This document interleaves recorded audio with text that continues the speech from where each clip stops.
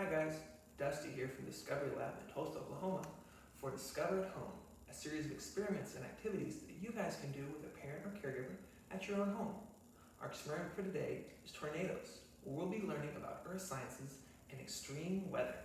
For this experiment, you'll need a few things. You'll need a glass full of water. If you don't have a glass, you could use a cup, a jar, or you could get a clear recyclable full of water. You'll also need some dish soap, a stir stick.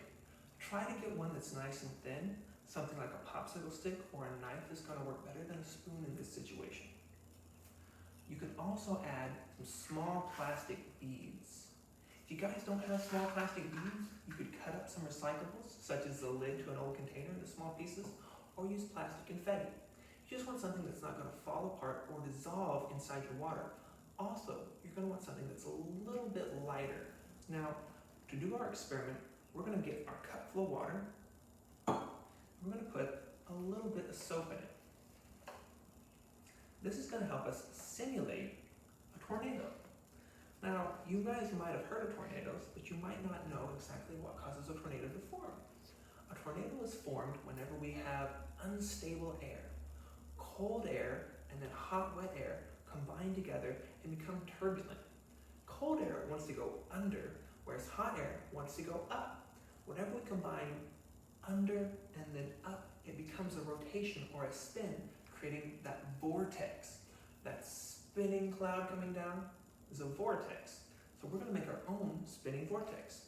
Take your stir stick and begin stirring as closely outside as you can, just around and around, getting faster and faster and faster until your whole cup is spinning, and then pull it out.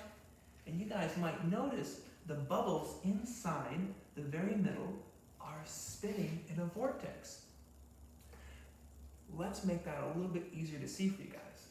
We're going to take our plastic beads and we're going to set them in right there. So now you guys will be able to see how they spin and move inside that vortex. So, put your stir stick in again and begin spinning around and around, getting as fast as you can and then pull out. You guys can really see that vortex now, can't you? So, you can see that that vortex actually causes other objects to get trapped in its energy. However, this is a bit more like a whirlpool. Let's try a few different ways to see how we can visualize a tornado.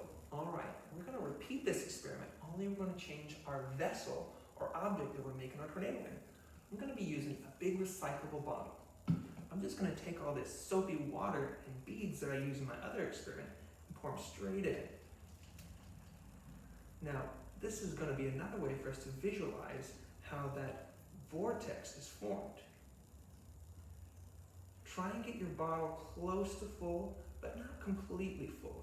You want there to be a little bit of air or a little bit of headroom. That helps the bubbles form.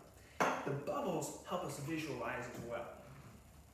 Seal it as tight as you can. You definitely don't want any water leaking out. Now I'm going to flip this guy over so that way the smaller part is at the bottom. Now it's time to create my vortex. I can do that in two ways. The first is kind of swing it around in my hand in a big circle like this. That's going to create my spinning, swirling vortex. You can see how my beads swirl around in there. Or if that's a little hard, it's kind of heavy, you can just grab it, put it on the table, and then draw a really big circle really fast on the table, like so. And again, you guys can see how my vortex makes those beads spin around and around and around. All right, here's another way that you guys can help simulate that vortex from a tornado. You'll need two bottles that are the same size. Smaller bottles are fine, but I'm going to use big ones so you guys can see easy. Fill one bottle full of water. Then get some waterproof tape, like duct tape, Teflon tape, or electrical tape. Position the empty bottle directly on top of the full bottle. Then tape them up. Try and keep the mouths as straight or aligned as you can. They get a little off, straighten them back up. keep it as tight as you can. We want to make a watertight seal. We don't want anything leaking out. But if we have a few drips, that's okay. Now, this rotational energy that we're creating isn't the same that would be created in a tornado. Remember, a tornado is caused by hot and cold air exchanging places, and as they rise and go across each other, they create that lift and spin. Our spin is created by us spinning our bottle around or stirring it with a stick. All right. That guy's on there pretty good. Now, let's see if we can create a tornado. Now, the way we're going to do this is we're going to flip our bottle and spin it around at the same time, then stop and watch and see what happens. Ready?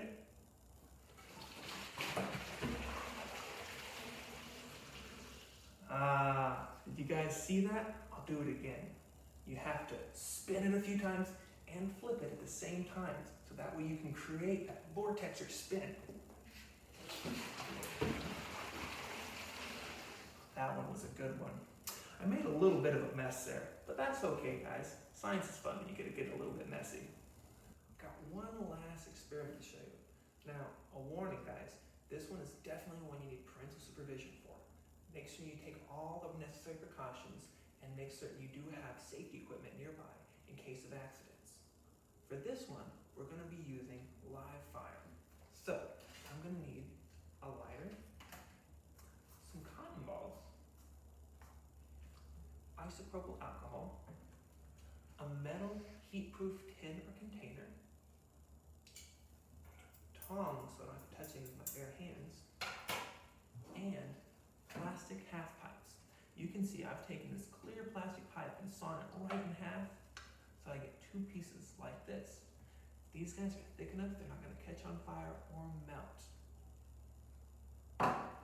Now, all of our other experiments, we created that turbulence with our hands. However, a real tornado's turbulence is caused by different air masses.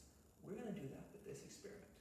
To start off, take your cotton ball, set it inside your fireproof container or cup. Using your isopropyl alcohol, put about 3 to 4 milliliters on there. It's going to be a very small amount. If you get any drips, it's very important that you clean them up. You do not want isopropyl alcohol underneath where you're doing your fire. So I'm going to wipe that up to make sure everything's safe. Isopropyl should only be inside your container. All right, now I'm going to light this ablaze. So, look at the way my flame flickers.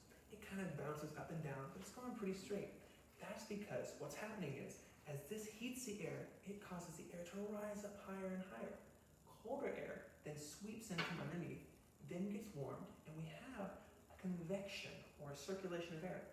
However, in order for a tornado to form, we've got to have some turbulent air.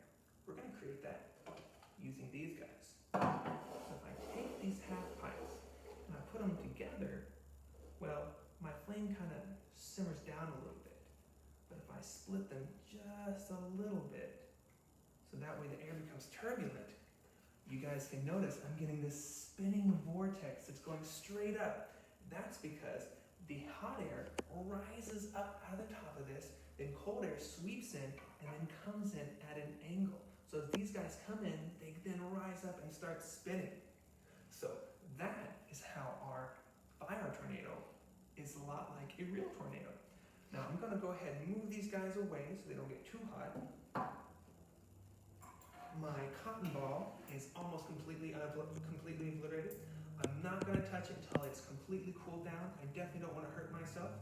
I've got a cup of water right here, so I'm going to pick up everything and I'm going to drop it inside this wet cup right here just to put it out and make certain that I don't have any lingering smell or fire and that I don't have any accidents. So that's going to do it for our tornado experiments. Hopefully you guys have enjoyed learning about vortex formation. We'll see you guys next time, and thanks for hanging out with us here at Discovery Lab.